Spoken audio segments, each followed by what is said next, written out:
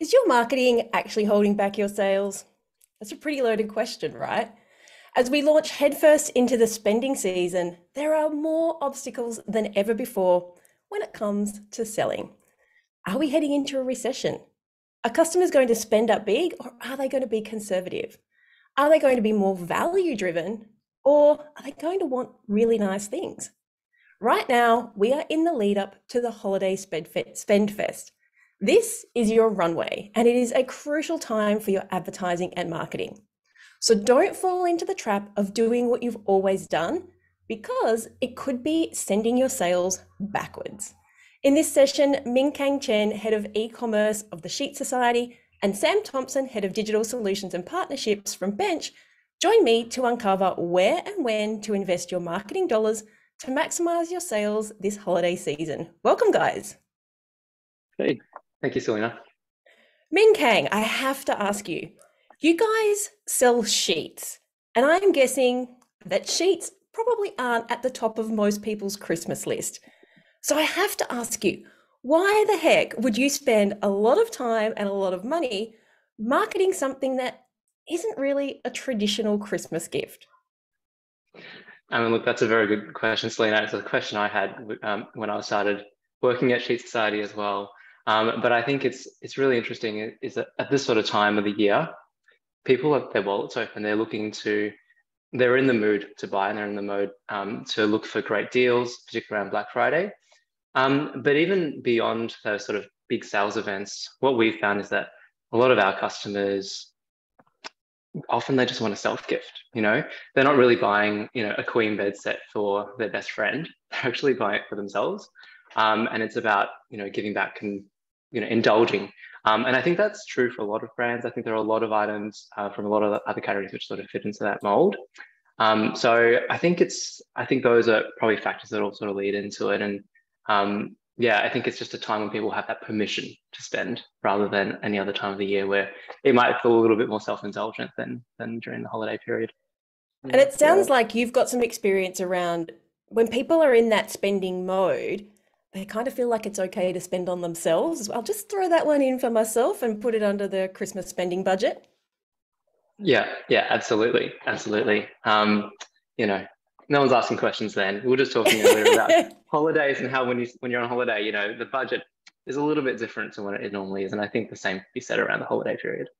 Yeah, I would totally agree with that. Even if you're a brand that doesn't traditionally sell around Christmas time, the stats don't really lie. I think, what were we saying? It was something like 72% of shoppers say that they're going to buy something that they never intended to buy during the festive season. To me, that shows that as consumers, we're all in that pretty frivolous kind of mindset, and we're willing to put our hands in our pockets. So retailers of all kinds are obviously the category that benefits most, but because people are also booking holidays, changing jobs, looking to get healthier, switching banks, all of these verticals can see a gain as well.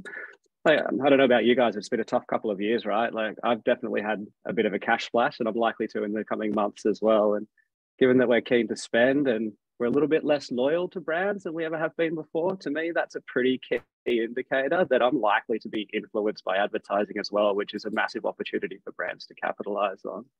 You just said something, Sam. Sorry, you just said something, Sam. You go, Ming, Kang. I was just going to jump in and say, Sam mentioned it, but despite all the economic uncertainty that we do have, people's savings are still at record highs, and people do have money that they are willing to use. And so I don't think we should be shy about being optimistic about the period for ourselves. Yeah, I was going to say, Sam, you said something that probably a lot of people who are listening and watching never think about, because it's not something that happens to us. But my husband works for a tech company and he's in sales, and like Christmas time in Australia, after about the 18th of December, right through to the end of January, there's nobody here. Like, we all go on holidays. And so for him, there's no customers to sell to. It's beautiful weather.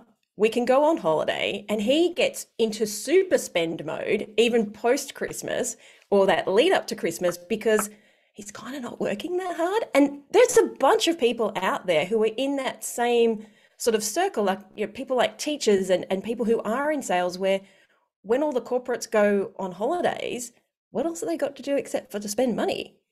Yeah, it's twofold, right? It's it's what else have you got to do other than spend money? But it's also how much time do we have to consume media over that period of time as well? That's the thing where I sort of look at, you've kind of got these two really great opportunities. You've got this opportunity for a brand to generate a bunch more sales and leads in a short period before the end of the year. And then on the second side of things, you can really take the opportunity to test and learn and collect data and maximize your return on investment and inform future strategies and such. But the real key that kind of wraps that all up is that we are consuming more and more media than ever before, which means there's a real opportunity for brands to create an influence. And that media tends to be digital these days. We've got this real need to consume media on demand rather than being broadcasted to by a TV company, for example. Now we're watching catch-up TV, or we're listening to Spotify when we want. So you've got this really nice ecosystem that brands can take advantage of because we're increasing our media consumption. So there's an opportunity to talk to us, and we've got money and time, so we can really start to use that wisely. You've got a lot of the behind the scenes knowledge when it comes to what brands can expect during this kind of sales period. There's a lot of data that's out there, and we can collect all the data in the world, but if you don't know what to do with it, then it's kind of a useless exercise. So can you give me like a little bit of an insight as to the kind of data that we can use as retailers when it comes to maximizing where we put our money? Yeah, of course I can. You could probably split this right down the middle and talk about it from a twofold perspective. One is looking at what data you have as a brand. So what we'd call that your first party data and how you can use that effectively. And Ming Kang and his brand use this all the time, and it's something they use to inform all of their strategy. So I'm sure he'll want to jump in and speak to this a little bit as well. But on the first party side of things, it's one of a brand's most valuable assets, in my opinion. You've got all of this information about how consumers are spending time on your website. You've got a lot of your consumers' email addresses, and you can use that to run some pretty effective sort of retargeting strategies from people that have shown intent to purchase by surfing your site, or re-engagement strategies for customers that might have lapsed, or cross-sell strategies for someone that might have just bought a product and could be upsold another product. So there's all of this great first-party data that you can use to really inform and make some really intelligent decisions around who to target and when. On the other side of it, you've got sort of unknown data sources or segments of audiences that you can target based off a range of different factors. Some of the ones that we use mostly are the likes of Amazon data, so we can understand people's purchase behavior or intent on the Amazon platform, and we can use that to inform strategies. You've got social media data, which is really high on interest type data sets. You've got Google, which is also very strong on interest. So you've got all of these data sets that you can use to inform strategies and just be a little bit smarter and tighter in the way that you use those audiences so that you can be as effective as possible in your media strategies. Ming Kang, how do you guys do it at the Sheet Society? I mean, Sam just gave us 7 different places that you can potentially be pulling data from. And I think it's very easy to silo that data, but it's also very easy to lump it all together and kind of expect that everything is going to be the same across all platforms. What do you guys, what sort of data do you guys use to make sure that you're maximizing that ad spend? Yeah, and I think I will probably speak to that first party data most. I think it's very easy to be overwhelmed by the amount of information available and the amount of data that is available. And, if you were just to follow, well, if you were to follow everything, you'd have no strategy. You just say, like, oh, great, everything's an opportunity. I think for us, one of the most important parts, we've got, obviously we can analyze our customer purchase behavior, how frequently they purchase, what things they buy into, when they buy into them. Obviously, there are things we can look at from a macro level. That's a classic big data type sort of analysis. And obviously there was a bit of a flip back and forth in recent years about big data versus small data. But the small data piece, when we talk about that, there's nothing wrong with actually interviewing and speaking and quizzing your own customers, surveying them, having focus groups and actually talking to them, talking to people in the retail team, talking to people in customer service, actually getting on the ground information.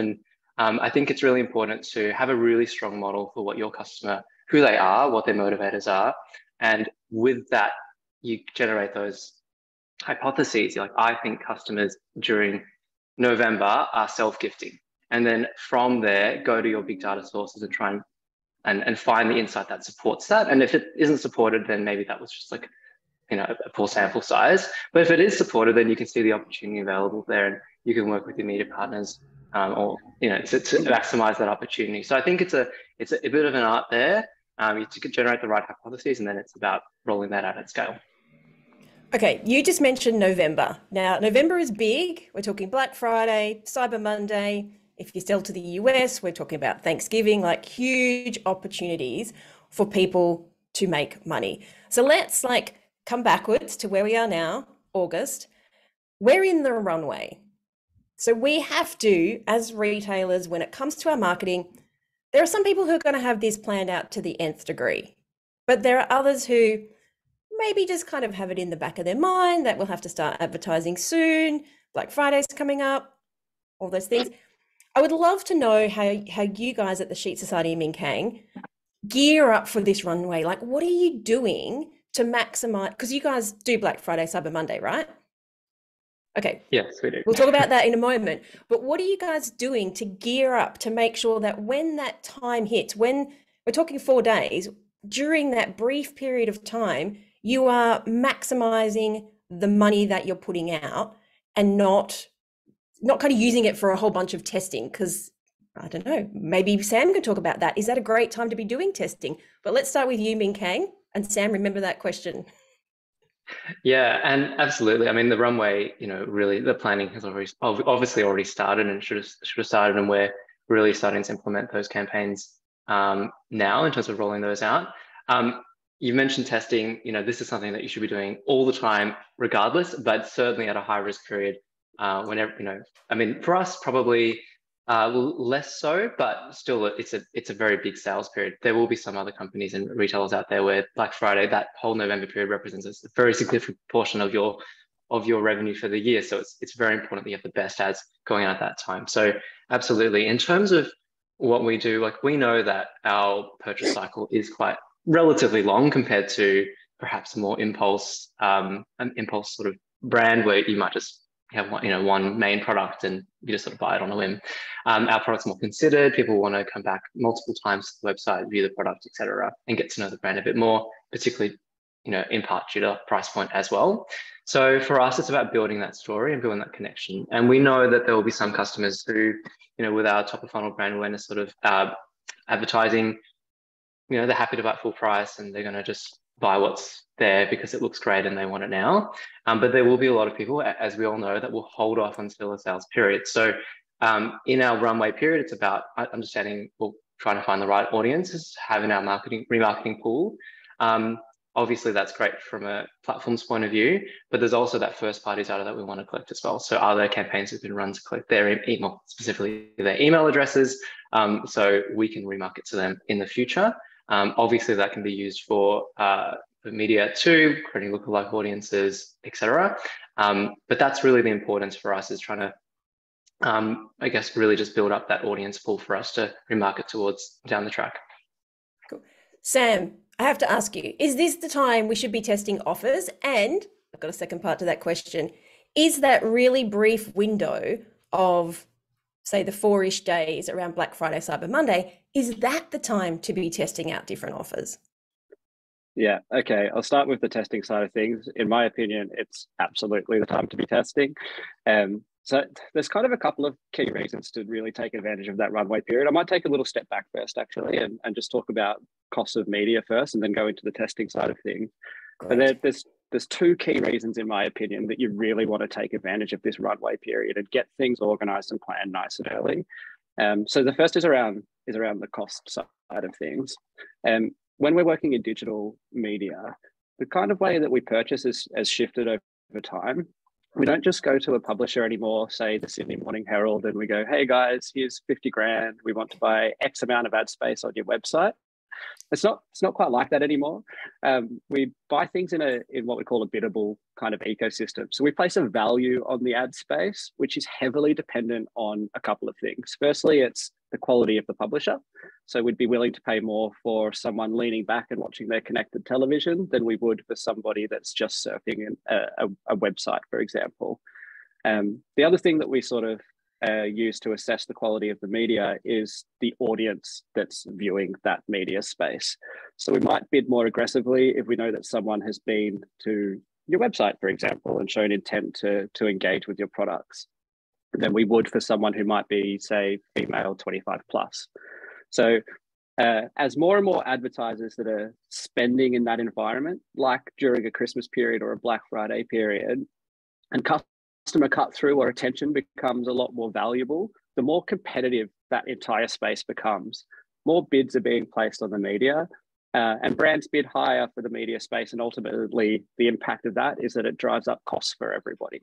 So if we take advantage of that runway and we start early, we can plan better and we can look to lock away desirable ad space. We don't have to battle those rising costs over that period. So it's really important to sort of think about that while you're looking at the runway period.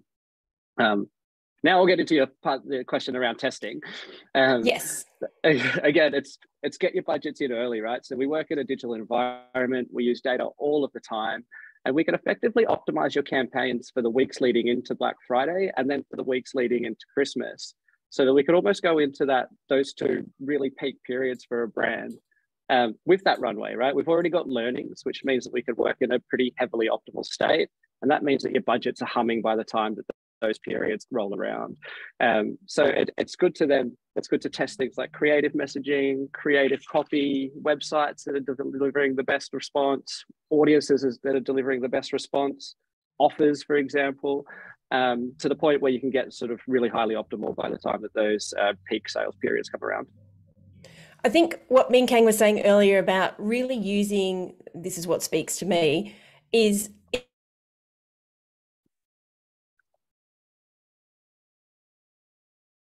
We lost. I think we've lost Salena.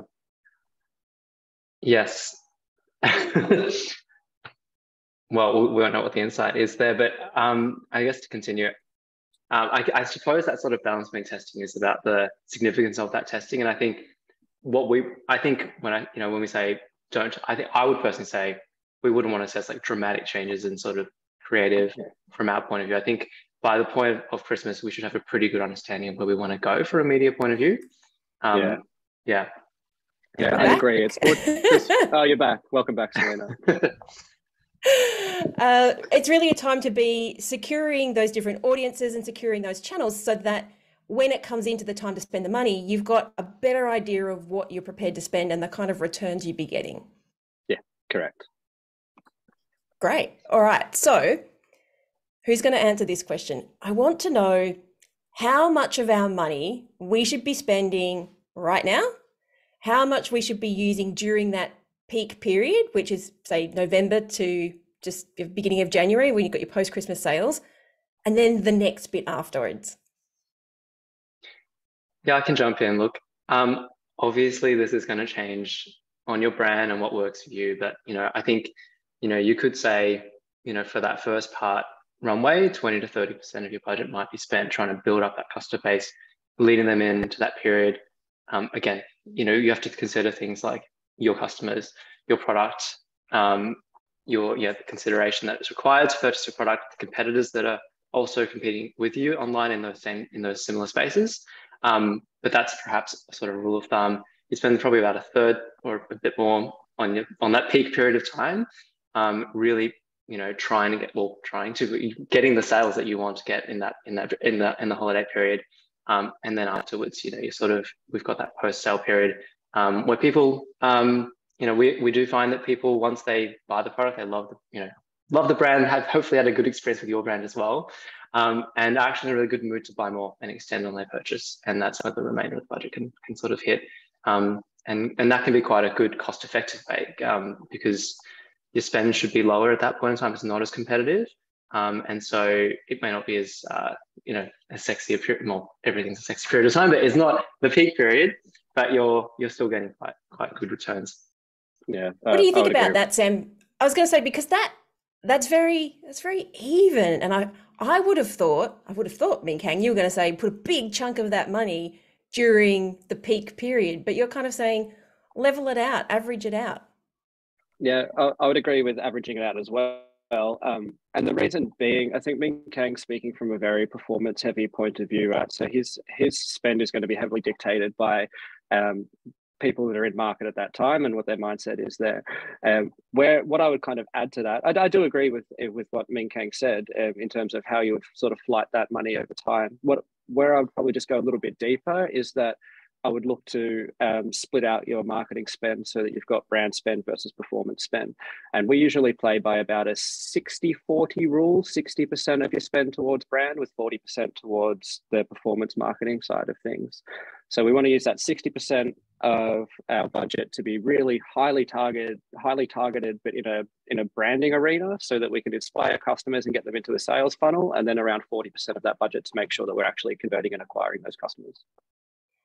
Okay, how do you get the people who hold the purse strings to agree to that? Because they're seeing money out, I want money back in. And you're saying, well, actually, I want 60% of the budget just to tell people that you exist and just to get them into the funnel, but only 40% to actually make them spend some money. Yeah, it's tough. It's tough. It's a very tough conversation to have. Well, I might even step back on this question as well and give a little bit of context to some of the trends that we've seen within our agency. And one of the things that we've seen happen over time, so we've run a lot of Facebook and a lot of search, and a lot of lower funnel activity, that performance-driven stuff. And we've run a lot of brand media for a range of different advertisers.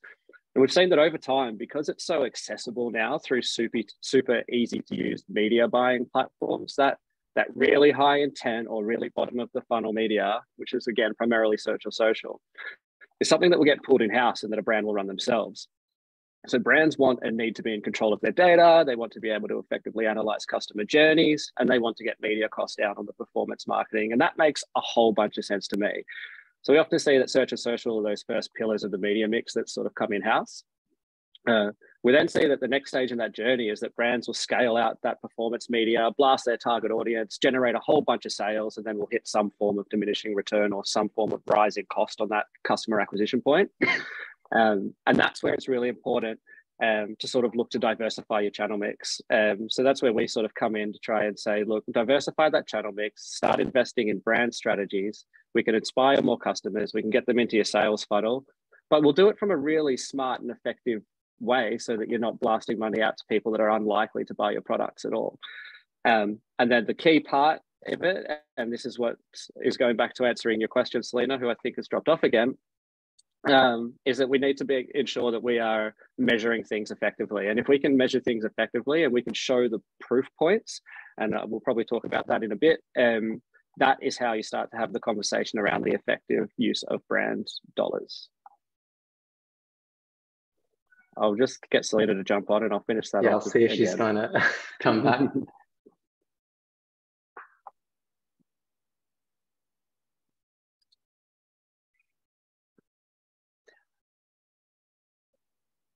All right, I'm happy to continue if... Yeah, let's continue. Yeah. It looks like she might be having some trouble.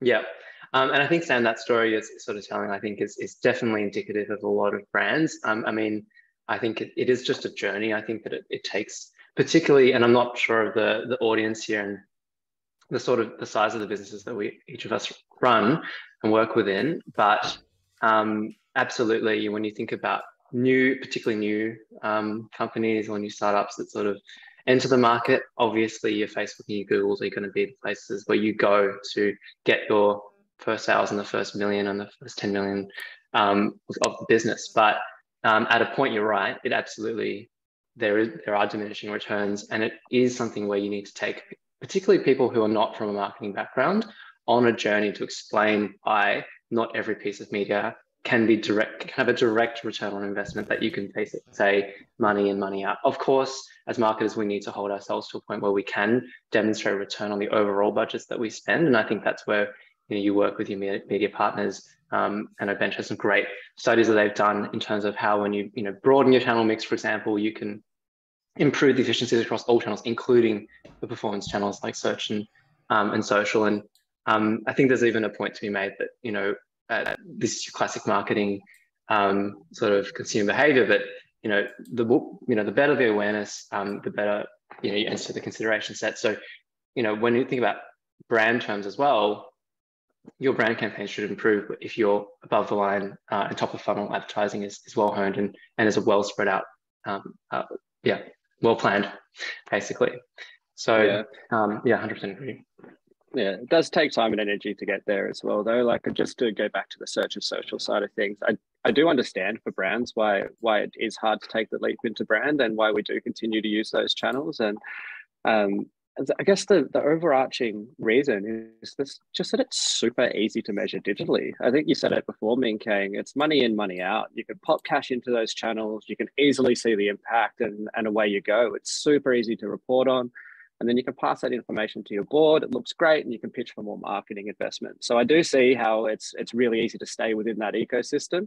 But it is very important that if you're a brand that wants to either look to generate more sales and grow, that you're going to have to do something differently. And that's where we need to make sure that we're strategizing around brand media in a smart way and then measuring the impact.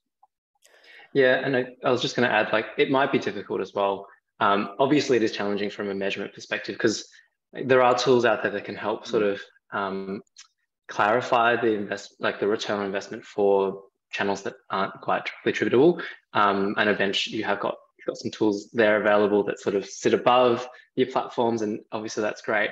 I think in lieu of that, not every brand can get to that position right now. I think it's worth having the conversation with your management team around how you can look at your spend at an overall level and how that that goes to your revenue at an overall level as well, and not get too caught up on specific campaigns or specific parts of your funnel that you're building out. And if you can bring them on that journey, I think that's step one. I think we're sort of in that journey as well, about trying to get people, get our management thinking in a broader sense, so that they can be more receptive in the future to other opportunities. Yeah. Ming, Kang, I've got a question for you. Is you guys have a premium brand, and most people associate Black Friday with discounts, discounting brands, your catches, like getting rid of old stock. What made Sheet Society decide that Black Friday was going to be a useful tool in this lead up to the Christmas rush? Look, I think that, and this is the same at Bellray as well, where I worked previously. I think there can be an aversion to it, and I think to any sales of any kind, devaluing a brand. But I think it's a recognition that there are going to be people that will not purchase, unless they have a discount, and that is the trigger for them. Other people are triggered because their bedroom has got renovated and they want to make it look nice. Other people want to treat themselves because they had a breakup. I don't know. But the purchase trigger for a lot of people can be and is a discount. And we're not going to go down to a 50% discount on our product. That's just not what we are. And, we have very strict limits about how far we will just ever discount a product, and how limited that period might be in any given year. So I think it's about playing with those levers and making sure that's the case, that we're consistent in that regard. But I think that's that recognition from to be realistic. You're a brand, you have values, but you need to also operate within the retail world and also within the industry. So we're in betting. I think we all know how betting can be discounted, and so there are also those realities as well. And do you find that this is a great opportunity for you to get customers that wouldn't normally have purchased? Yeah, 100%. 100%. And I think it's also interesting to also think of this period as you're above the line offer. There are things that even premium brands will do below the line that most of us don't. If you're outside the brand, won't see, and unless you're on that mailing list, you won't get. So, or part of that cohort that you can market towards. So there are ways that you can run discounts as well, which don't damage the brand, and that can also leverage the large audiences that you might build throughout this period. Sam, you've got the data, right? I was going to ask you, you have so much data across so many different brands.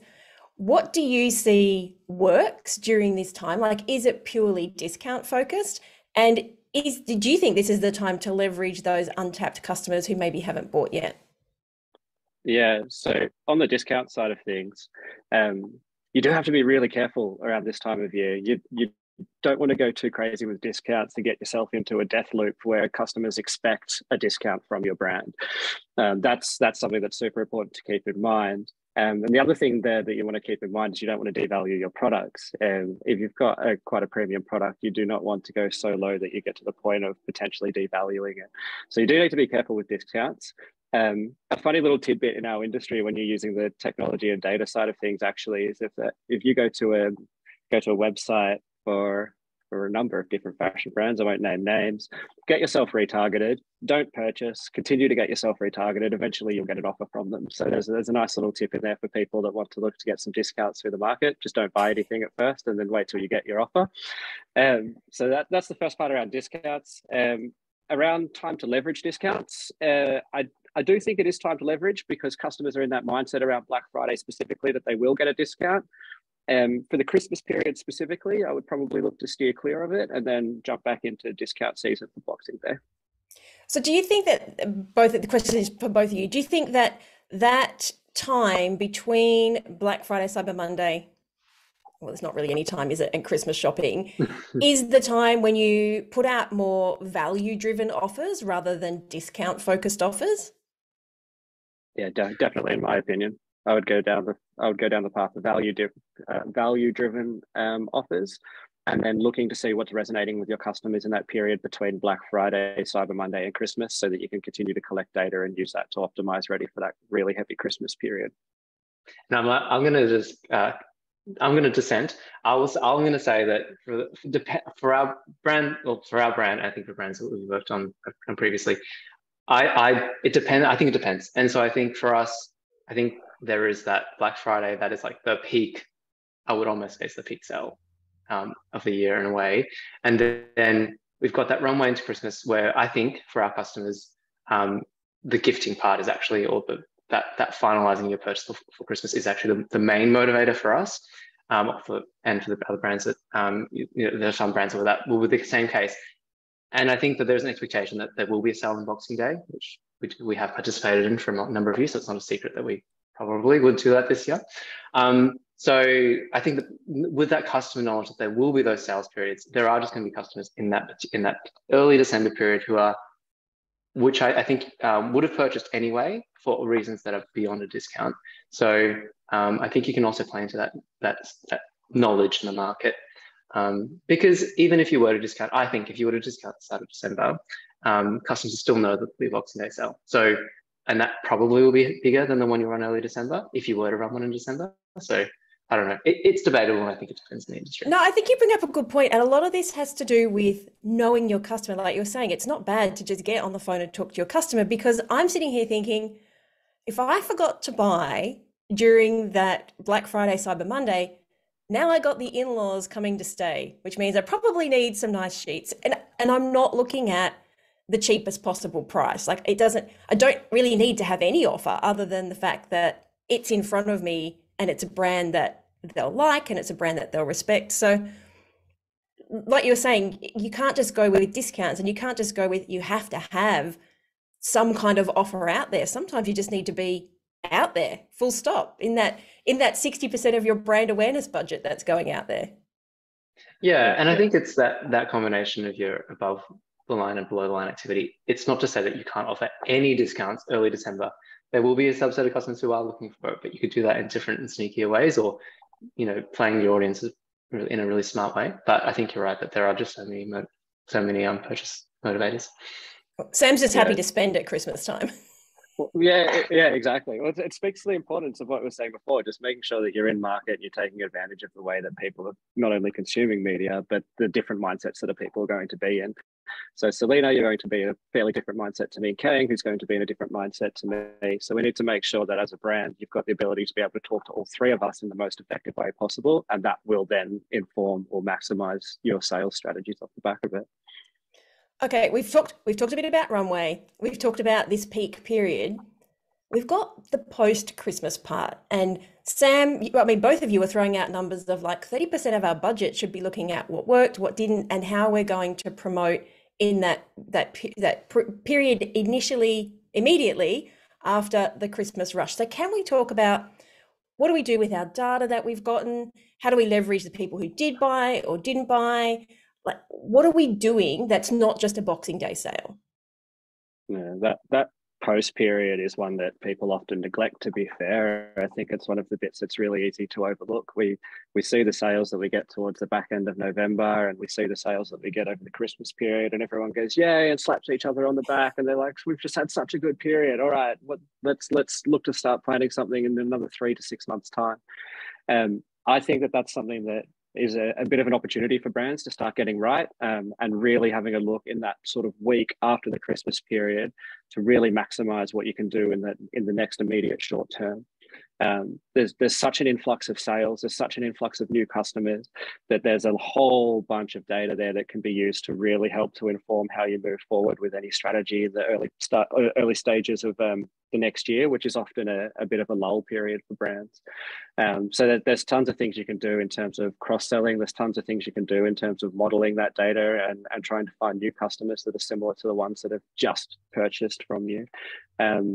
So yeah, to me, I think it's almost about sort of a third of your time and energy should be spent on the planning, a third of your time and energy should be spent on the optimization and the execution and the sales, and then a third of your time should almost be spent making sure that you're analyzing that and making sure that you're using it to your full effect. It's a really valuable asset that, as I said, is often neglected. No summer holidays for the data nerds.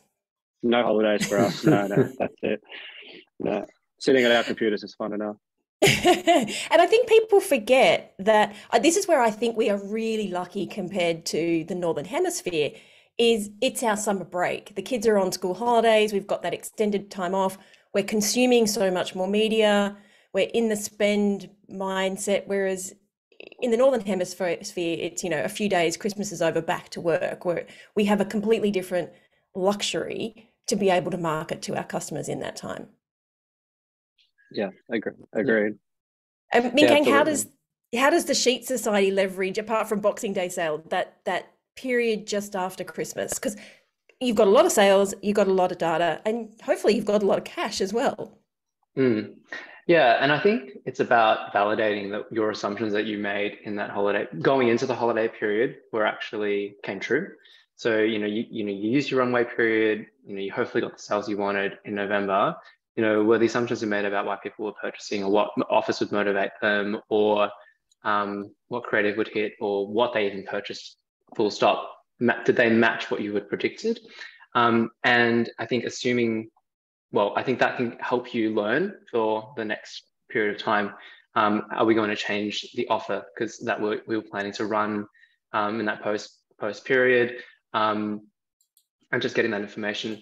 For growing brands, you might have acquired a broader audience, one that might have been different to your, first cohort audiences. How do they purchase?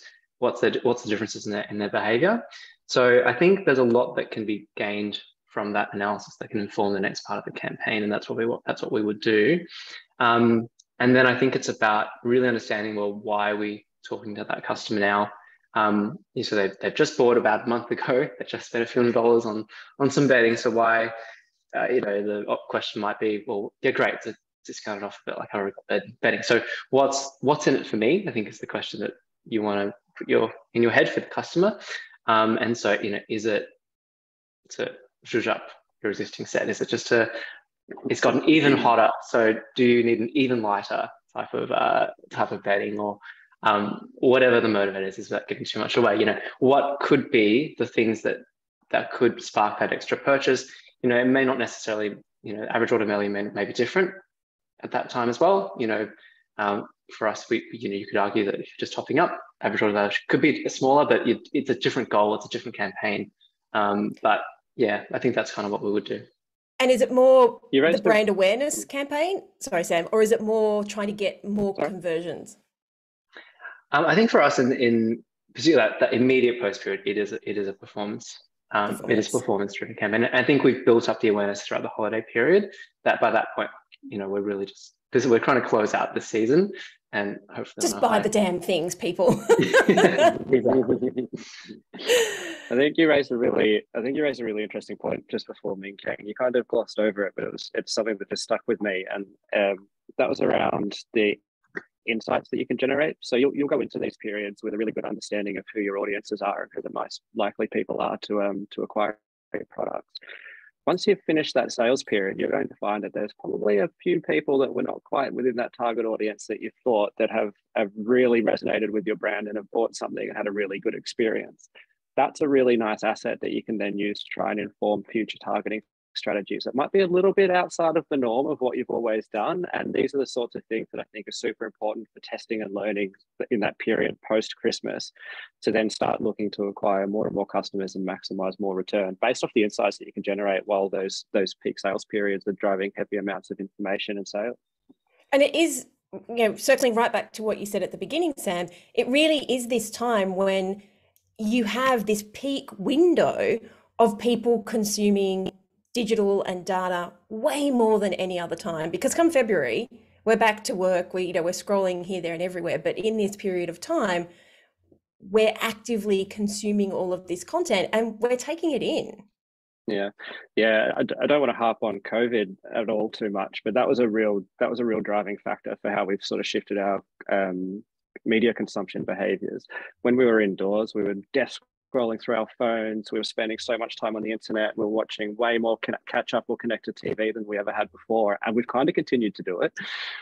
So yeah, you're right. There's this real opportunity now because people are watching things on demand. We've got more and more people doing things digitally. That then equals a whole bunch of data touch points that we can use to inform media strategies. That should then equal a lot of creative and A/B testing, which will then equal incremental sales for your business. So you've got this like really cool timeline, and it all starts with the way that we're consuming media. Okay, we only have a few more minutes, but I want to get into a question for my person, because if I'm thinking this question, I'm sure other people are thinking this question. I would love your tips to scale campaigns. Who'd like to go first? Oh, Ming Kang's still on mute. Sam, you go first. thrown me under the bus. Scaling campaigns for me, it's kind of it's going to be on the same sort of theme as what we've been talking about. The scaling campaign starts with introducing and diversifying in channel mix. I totally understand, and I totally get the need to run search and social and drive as much performance-driven marketing and sales as you possibly can. But as we've kind of pointed out throughout this session, you will hit a point of diminishing returns. And that's the trigger point for me to start scaling your marketing strategies. So to start scaling, previously what brands would have to do, and it was really, really tough, was you would have to run a TV campaign with all the different broadcasters in the market that all have gigantic minimum spends, and you'd sort of get lost and you'd be like, I can't do this. This is way too hard. Digital has broken down those barriers. So you can now run branding media at much lower cost. You can overlay data to make it as targeted as possible. And then you can start to scale out and introduce new customers into your sales funnel.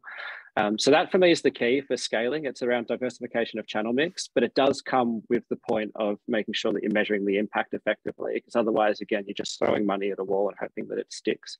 I can see that we've got a question from Fiona around what are some of the measures that you would use to determine the effectiveness of brand campaigns? It's probably a good time to answer that right now. Yeah, because I was going to say, one of the things that you also just alluded to is not just diversifying channels, but also diversifying audiences.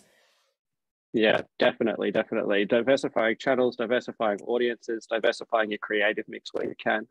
Those three things become quite expensive. So making sure that there is an impact and using it effectively is probably the most important part, in my opinion. So as we start to talk about how you would measure the effectiveness of brand campaigns, it's really difficult to do.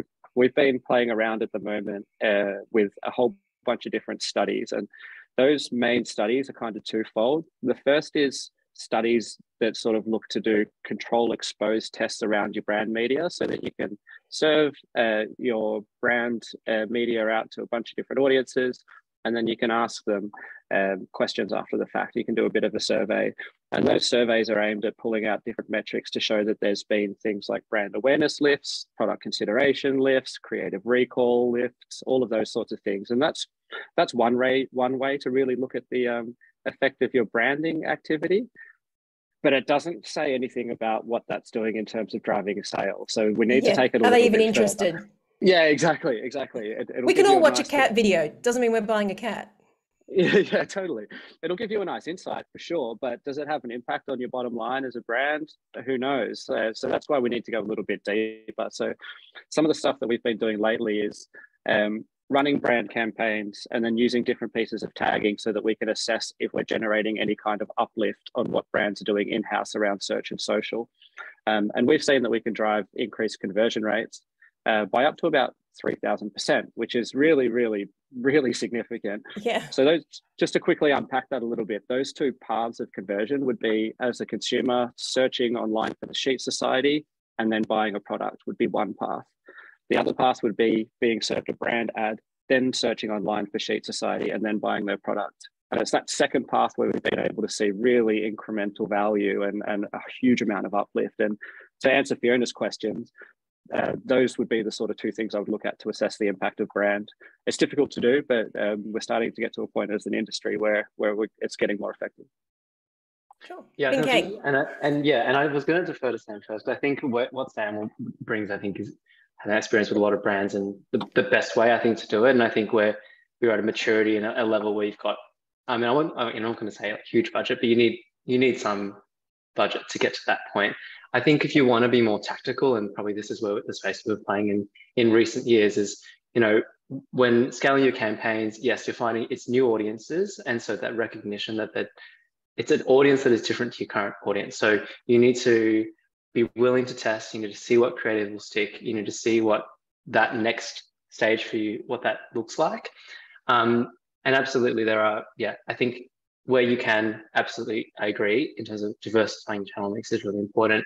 And I think, like for us, we've been moving into things like affiliates, similar sort of, thinking there in terms of what Sam was saying. Even just we go back to the original Christmas question is about working with them to book slots early and making sure you're working on their timelines too. You might be working with marketplaces, similar sort of principles all about knowing the platform really well and trying to scale into those in the way that they operate. Okay, I was going to wrap us up, but I feel like Sam's question is actually the wrap-up question. So Sam's question is, as you know, competition gets tougher at Christmas, especially for e-commerce. What ideas can you share to somehow anticipate this or prepare for it? I think this is a lot of the runway stuff that we were talking about and the key reasons to start earlier. Yeah, 100%. Do you want to go? I'm going to give it to you, Sam. Go for it. I'll give it to you, Sam. Right. All right. We're being too kind to each other. So there are ways to prepare for it. You're very right in what you said, Salena, that the runway is the key differentiator for brands that are doing things well versus brands that have an opportunity to do things better. So making sure that you're leveraging that runway period so that you're as optimized as possible going into those peak periods where competition is higher, and you're locking away desired valuable media space so that you don't have to deal with rising costs is something that you have to definitely plan for.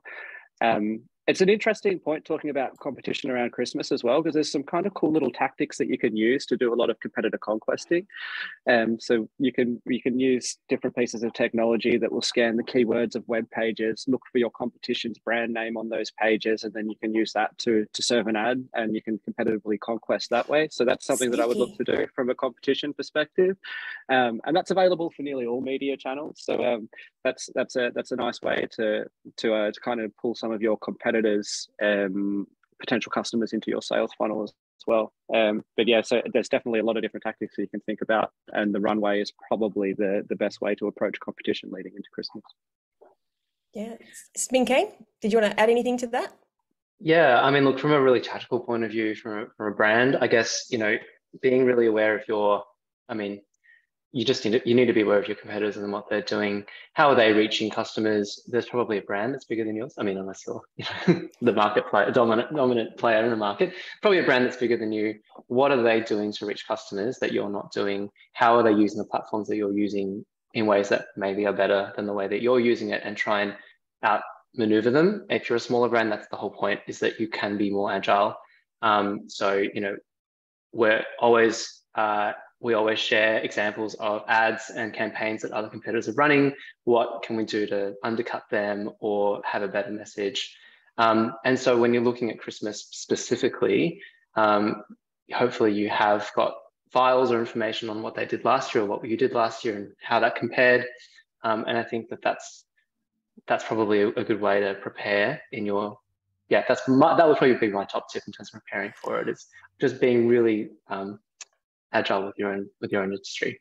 I'll tell you the things I took away from your conversation. One was really allocating that budget, the 60-40 brand awareness performance, and then also the kind of 30-30-30 in terms of runway, peak, and post. For me, that is about preparing. It's going in thinking, this is where I'm going to spend my money, and then building out the KPIs that I expect around those budgets. Because I came into this conversation thinking something very, very different. So thank you very much. But also that, am I the only person? I can't be the only person whose friends send them screenshots of, why am I seeing this ad? So I've like taught everybody to click the 3 buttons and then send me screenshots so that I can see, because I'm only one person, right? Like I get targeted very differently to my friends. And so I get these screenshots. So it is something as simple and grassroots as that can give you the insight, because you can all go to ads library and see what ads people are running, or you can check out the Google shopping and whatnot. But to see how your friends are targeted, to me, is always an eye opener, because I'm like, oh, I never even thought about that. That analogy to me is the loudest person in the room, or the loudest brand in the room, isn't always the smartest brand in the room. What I would say there is they've blasted ads out to a lot of people, and it's not been very relevant for someone. So they've effectively just wasted some money on serving your friend that ad. And be a little bit smarter with your ad spend. Use the data that you've got available to you, so that you're not wasting money anywhere along that path, and then you'll be able to maximize your return as best possible. Okay. Absolutely. And I think that's a really good point. And I think, we're in the business of not just making revenue, but being profitable whilst doing that as well. And so, being really smart about your media choices. There's a revenue number to hit, of course, but let's maintain those margins. Yeah. All right. Next question. Can you get the same reach and quality digitally compared to what you can get through billboards? I feel like I have an answer to this. It's a great Who would question. like to jump in first? Can I just say what I think is, my first thought on that is, but a billboard is like marketing to such a tiny niche. Like only so many people are ever going to see that billboard. I want more bang for my buck. Like billboards aren't generally in the most niche of places. It's an interesting mindset. I'd probably go a little bit the other way, to be fair, Salena. Oh, okay. Yeah. Finally, a bit of controversy on yes. We don't always agree. We're at a point in the digital world, and it's probably been the biggest evolution and the biggest innovation over the last sort of 12 to 18 months, that a lot of the billboards around the city have gone through a period of digitization. So there used to be that you'd go up and you'd whack up your poster. That poster would be up there for X amount of time, and you'd capture every single person that walks past, or every single car that drives past the billboard. We're now living in the digital world. I think it's something like 90% of the screens around Australia now are all digital, and that gives us another data touch point that we can use. We can use that really, really effectively to be smart with marketing. So to answer this question here, it might not get you the reach, but I think one of the themes of this conversation is that reach is not necessarily the best thing when you're a brand that doesn't have infinite dollars. You want to be smart with the way that you're doing things. So now that we've got these billboards that are digital, we can do some really funky things with targeting. We can map people's mobile phone patterns and movement patterns and try and find screens that over-index for groups of people. A nice example of that is if you want to target a health conscious audience, for example, we can look at all of the mobile devices that we see at a gym over X amount of time, and then follow their movement patterns around. And that will give us an idea of what screens around the city will over-index and be the ones that are most valuable for us to target. So that's a really cool thing that we can do with audience targeting. Very creepy, but it's really cool. Have hacked the system with that question, because the question was not digital billboards. And so we're arguing. But I'm like you, if I have some data, if I can justify that my target market is coming into some sort of touch point with that, that's a different story. I took this to be, it's a billboard on the side of the highway, or it's a billboard on top of a building, and you may not even pay any attention to it. But I feel like you kind of hacked that question, Sam. Well, of course I hacked it. I've got to put my spin on it. But again, okay, if we go back to that point, I'm going to have to disagree with you, Salena. I think that they have some of the most high-reaching placements that you can have in the market, and they're some of the most impactful ones. It's just hard to measure success off the back of it because it purely is a reach play in a lot of cases, unless you're doing things digitally. That's going to be part of your 60% brand awareness campaign. 100% it is, yes. And I think the answer also is that the more, this is the diversification of channels argument, is that actually by doing both, you will improve the return on both of those channels. That's not all or nothing. It's not a zero-sum game here. The more times your customer sees your brand in multiple places, multiple placements on Facebook is not the same as multiple, like on Facebook and on a billboard outside outside on the freeway. There's a difference in terms of how that consumer perceives that information and the brand work that you're doing. I think the studies have shown that the higher salience you get from that. So I don't think it's like it should be an either or. And I think I agree that those billboards can have really great bang for buck. All right. While we wait for some more questions, Sam, you threw out some stuff there around the digital billboards. I have no experience with these in terms of measuring effectiveness and cost. In this digital society now, is it much more affordable? Because one of the things we've talked about over and over again is the little to no barrier to entry for things like search and social. Is there a decent barrier to entry to something like a digital billboard with all that data where I can choose, we're overlaying the health conscious, like all these sorts of things? Is there a low barrier to entry to that, or is it still something that your bigger brands are looking at being able to leverage? No, extremely low barrier to entry now. I think that's one of the main pieces of value that come out of the fact that it's gone through that period of digitization over the last 12 to 18 months. Again, similar to what I was kind of saying about TV buying earlier, it used to be that if you wanted to run a nice scaled campaign, it would literally cost you millions of dollars. It was very similar with the out-of-home industry. And that's why you would only see the Coca-Colas and the BMWs and like all of the major brands out in market in those spaces. Now it's completely changed. Now there's literally no minimum spend. You can do a scale campaign across all publishers or all media owners where possible, or you could be really super contextually relevant and just serve your ads in gyms or doctor's surgeries if that's something that you needed to do. So that barrier to entry has been completely minimized. One of the things that we're sort of looking at now and where I think the industry is going to evolve is how do you measure the impact? Some of the things that we're doing is looking at again, if we're seeing any sort of click-through rate uplift or if we're seeing any conversion uplift on a brand's site, pre-running digital out of home, currently running digital out of home, and then post, and we're starting to see some cool correlations there. But then there's also what I was kind of saying before about the movement patterns. There's this really nice correlation between mobile and out of home. And so that's what you can use to inform targeting, but you can also then look to see how that mobile has interacted with the brand afterwards, or if they've downloaded a shopping app or something similar, and you can start to directly attribute those two channels. And that's stuff that really excites me. And it's super early doors when it comes to this channel in the market, but it's going to evolve and it's going to evolve quickly.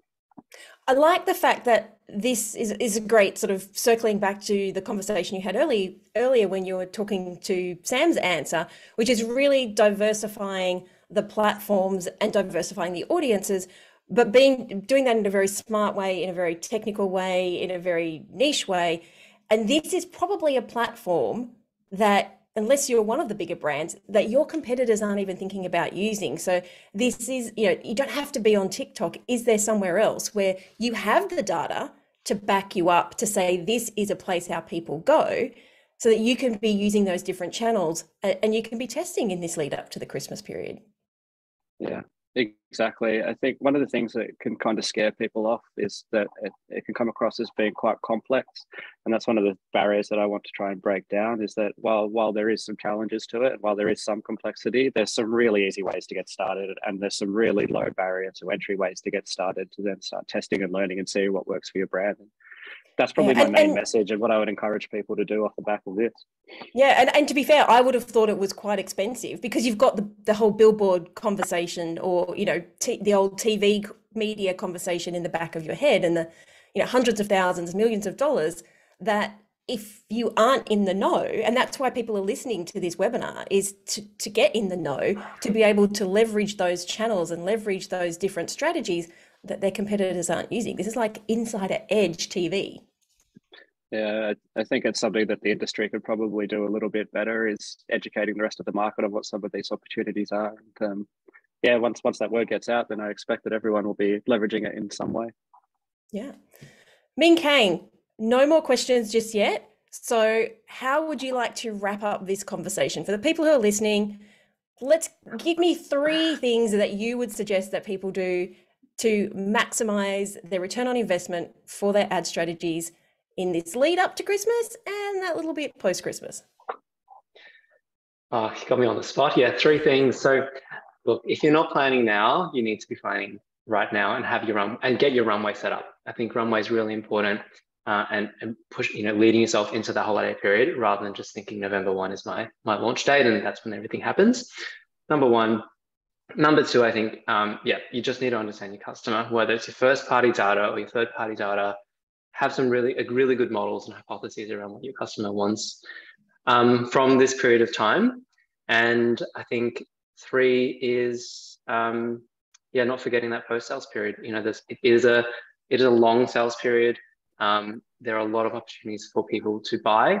There are a lot of motivators for people to buy. So leverage that and make the most of the whole time. Okay, last minute question for you, Sam.